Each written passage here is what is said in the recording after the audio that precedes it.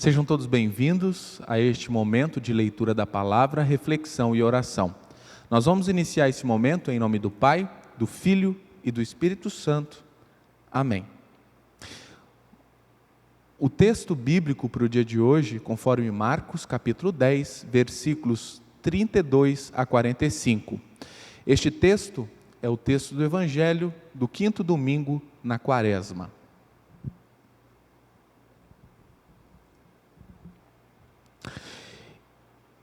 Estavam a caminho subindo para Jerusalém e Jesus ia adiante dos seus discípulos.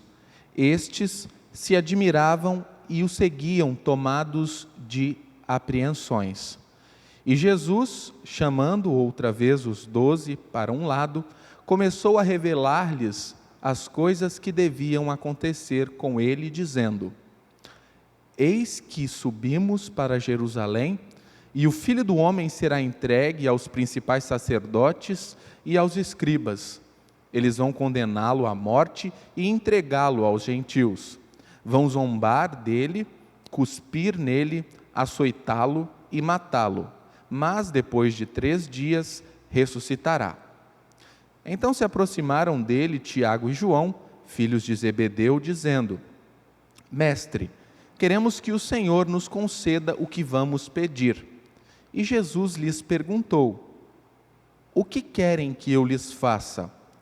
Eles responderam: Permite-nos que, na sua glória, nos assentemos um à sua direita e outro à sua esquerda.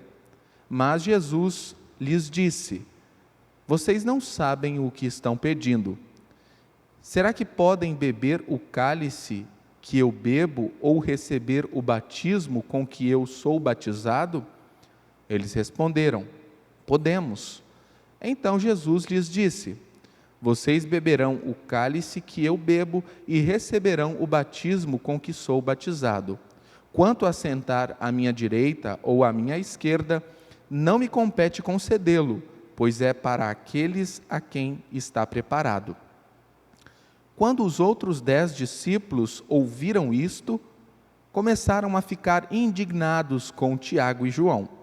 Mas Jesus, chamando todos para junto de si, disse: Vocês sabem que os que são considerados governadores dos povos os dominam e que seus maiorais exercem autoridade sobre eles.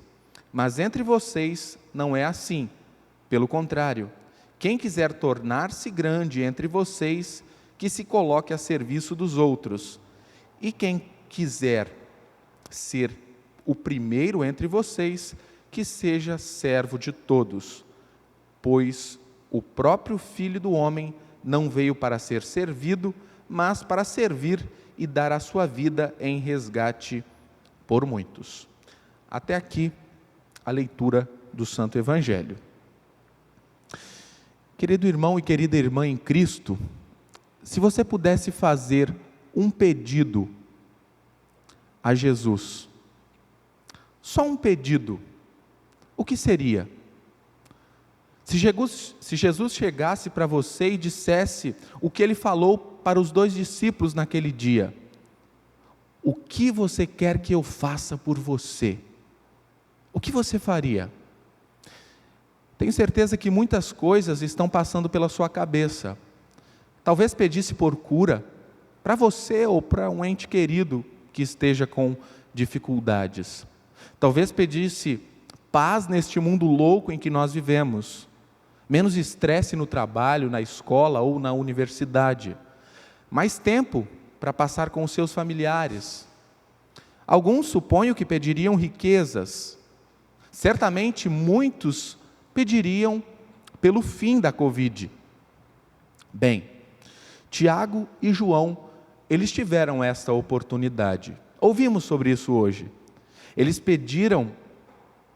poderiam pedir a Jesus o que eles quisessem, e eles já tinham em mente o que queriam. Eles queriam se sentar, um à esquerda e o outro à direita de Jesus em sua glória.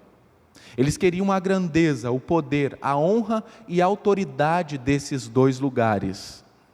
Agora, Antes de pensarmos mal de João e Tiago, antes de zombarmos dos discípulos, precisamos confessar que o pedido deles fazia sentido. Afinal, eles eram 2 dos 3 discípulos que compunham o círculo mais íntimo de Jesus. Os 2 junto com Pedro. Eles eram os 3 que Jesus havia levado ao monte para ver a sua transfiguração. Mais tarde, foram eles que Jesus levou para orar lá no Getsêmani. E ali naquele momento, Pedro já tinha pisado na bola uma vez. Vocês sabem, talvez os 2 tenham pensado que isso tinha desqualificado Pedro. Isso aconteceu naquela primeira vez que Jesus falou de sua morte aos seus discípulos, texto que nós ouvimos há algumas semanas. Pedro repreendeu Jesus, ao que Jesus lhe disse: saia da minha frente, Satanás. Na segunda vez que Jesus falou sobre isso, os 12 começaram a discutir sobre qual seria o maior no reino dos céus. E então agora, quando Jesus fala sobre isso uma terceira vez, Tiago e João procuram resolver o assunto. De certa forma, faz sentido que eles peçam esses 2 lugares para eles. Faz sentido na cabeça deles, pelo menos tendo em vista que são os mais íntimos de Jesus. Bem, felizmente, Deus não faz esse tipo de pergunta a nós. E eu digo felizmente porque eu tenho a certeza de que eu estragaria tudo, trocaria os pés pelas mãos. Não sei o que eu pediria, provavelmente dependeria da hora, do dia, da semana, do momento, daquilo que estivesse acontecendo. Se eu estivesse me sentindo bem, mal, com raiva, triste, uma série de outras coisas. Mas é certo que eu pediria ao Senhor algo que eu me arrependeria mais tarde. Por isso que felizmente Deus não nos faz esse tipo de pergunta. E isso também é bom por outras 2 razões. Primeiro, porque Ele nos disse para pedir tudo e qualquer coisa para Ele em oração. Não precisamos desse tipo de oportunidade para isso. Peçam, diz Jesus, orem sem cessar, orem sempre, não desanimem. Peçam como filhos amados ao Pai querido, diz Martinho Lutero no Catecismo. A oração é um presente de Deus para nós, e temos a promessa de que Deus nos ouvirá. Por isso, não temos apenas uma chance, não precisamos nos preocupar com estragar tudo, em trocar os pés pelas mãos. E note que Jesus, Ele não repreende Tiago e João por pedirem isso. Ele repreendeu Pedro, quando Pedro negou a sua cruz. Mas isso não aconteceu com Tiago e com João. Ele os corrigiu, ensinou. Ele não deu a eles o que eles pediram. E daqui a pouco nós vamos falar mais sobre isso. Mas tudo bem de pedir. Tudo bem em você pedir. Seu Pai Celestial, Ele adora quando você faz isso. Ele gosta que você ora. Mesmo quando pedimos coisas erradas e que Ele tem que dizer não. A segunda razão, e esta realmente é o ponto das leituras de hoje, e da quaresma de uma forma geral, é que Deus nos dá o que deveríamos ter pedido. A leitura do Antigo Testamento, indicada para este dia, nos fala sobre isso. Vocês podem conferir aí na casa de vocês. O povo de Israel tinha estragado tudo. Eles se afastaram de Deus e estavam adorando ídolos. Deus enviou a eles profeta após profeta, culminando então em Jeremias. Todos esses profetas eram enviados para pregar o arrependimento e levá-los à fé, mas eles não ouviram. E ali nesse texto, indicado para o dia de hoje, finalmente Deus estava prestes a tirá-los do exílio, mandá-los de volta para sua casa. Ficaram lá por longos 70 anos, uma disciplina dura, mas necessária, porque eles quebraram a aliança que eles tinham com Deus. E durante esses 70 anos, se Deus tivesse feito aquela pergunta: o que você quer que eu faça por você? O que eles responderiam? Certamente alguma idiotice. Mas Deus não perguntou. Em vez disso, Ele proclamou através do profeta Jeremias que Ele lhes daria o que eles precisavam. O Pai Celeste sendo um verdadeiro Pai, dando aos seus filhos o que eles precisavam. E no caso aqui, uma nova aliança, onde Ele perdoaria todas as suas iniquidades e dos seus pecados jamais se lembraria.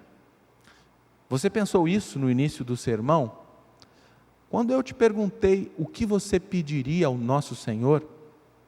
Se sim, muito bem. No entanto, acredito que a maioria não pensou nisso. Mas esse é o presente que está acima de todos os outros que Deus nos dá. Esse é o presente eterno.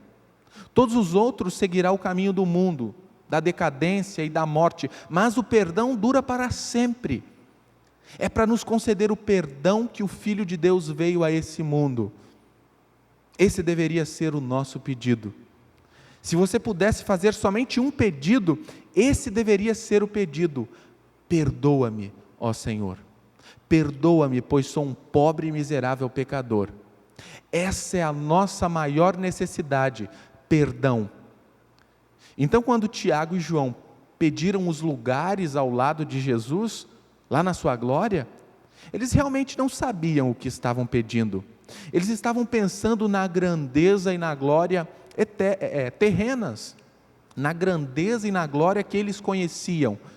Mas Jesus vai mostrar a eles a grandeza e a glória que eles ainda não conheciam. A grandeza e a glória da cruz. É dela, da cruz, que vem aquilo que mais precisamos, o perdão dos pecados. O que nos leva a pensar sobre isso, pois é a única coisa que Jesus pediu enquanto Ele estava na cruz. Alguns estudiosos dizem que as palavras que nós temos registradas, que Jesus falou enquanto Ele estava na cruz, são indicações de orações muito mais longas de Jesus. Por exemplo, orando os salmos, já que algumas dessas falas são trechos dos salmos. E isso pode ser verdade, mas se você considerar apenas as 7 últimas palavras de Jesus na cruz, como elas estão nos evangelhos, há somente uma pergunta, 5 declarações e apenas um pedido: Pai, perdoa-lhes. E é isso que Jesus veio fazer. As curas, os milagres, até mesmo a ressurreição, tudo isso tem a ver com perdão. Tudo isso era para perdoar o pecado e dar vida. Porque quando você é perdoado, você tem tudo que você precisa, agora e eternamente. Não pensarmos no perdão dessa forma é um indicativo de que nós também somos como Tiago e João. E ainda temos muito o que aprender. E é por isso que Jesus lhes faz uma pergunta, para ensiná-los. Ele diz: será que podem beber o cálice que eu bebo e receber o batismo com que eu sou batizado? Como você responderia a esta pergunta? Eu sei, não é uma questão justa, já que nós sabemos um pouco mais do que Tiago e João, naquele momento que eles estavam vivendo, quando eles ansiosamente responderam sim. Sabemos que Jesus foi batizado em nossa morte, sabemos que o cálice que Jesus estava prestes a beber era tão terrível que ele chegou a pedir ao seu pai que o tirasse dele, se possível. Nós conhecemos a história e sabemos que não precisamos. Aquele que é a vida foi batizado em nossa morte, para que nós que morremos sejamos batizados em sua ressurreição. Aquele que é pecado por nós, como diz Paulo, bebeu o cálice da ira contra o pecado, para que nós que somos pecadores, bebêssemos agora o cálice da bênção, o cálice do perdão. E assim, em cada batismo, em cada santa ceia, o pedido de Jesus na cruz é cumprido. Somos perdoados. Tiago e João, você e eu, de fato, somos batizados com o batismo de Jesus e tomamos do seu cálice. Mas fizemos isso só depois que Ele os transformou de morte em vida para nós, pois essa é a sua glória, e foi para isso que Ele veio. Para que não somente João e Tiago, mas para que todos nós nos assentássemos à sua mesa na glória celestial. O lugar não importa. Queridos irmãos, nestas 2 últimas semanas da Quaresma, mais uma vez vamos aprender que a grandeza e a glória do nosso Salvador, que a glória do seu amor é a glória da cruz. Vamos aprender que a sua obra salvadora foi em nosso favor. Vamos aprender sobre a sua glória e sobre a glória do seu perdão. E assim, aprender a orar pedindo: Pai, me perdoa. E na sexta-feira da paixão e na Páscoa ouviremos a resposta do nosso Senhor: está consumado, está perdoado. Amém. Nesse momento nós vamos orar. Senhor, Deus da graça, sabendo que Tu amas a humanidade, aqui estamos para suplicar que abençoes o Teu povo fiel, o rebanho do Teu pastoreio. Derrama em nosso coração a paz dos céus. Permite também que a paz reine em nosso mundo. Vivifica-nos por Tua bondade para guardarmos o testemunho do Teu nome e fugirmos do pecado. Socorre os aflitos, pois Tu és o nosso Deus. Consola os Teus filhos com a Tua graça. Livra-nos dos maus pensamentos e de todos os perigos. Permite, afinal, que sejamos participantes daquilo que Tens guardado para o Teu povo no reino da luz. Por Cristo, nosso Senhor. Amém. Recebe a bênção do Senhor. O Senhor te abençoe e te guarde. O Senhor faça resplandecer o seu rosto sobre ti e tenha misericórdia de ti. O Senhor sobre ti levante o seu rosto e te dê a paz. Amém. Me despeço de vocês pedindo para que façam uso de todos os meios que têm acesso para se proteger. Lembro ainda que na semana que vem os nossos cultos permanecerão online. Retomamos as nossas atividades presenciais na sexta-feira da Paixão, com um culto às 19 horas aqui em São Silvano. Um abraço e fiquem com Deus.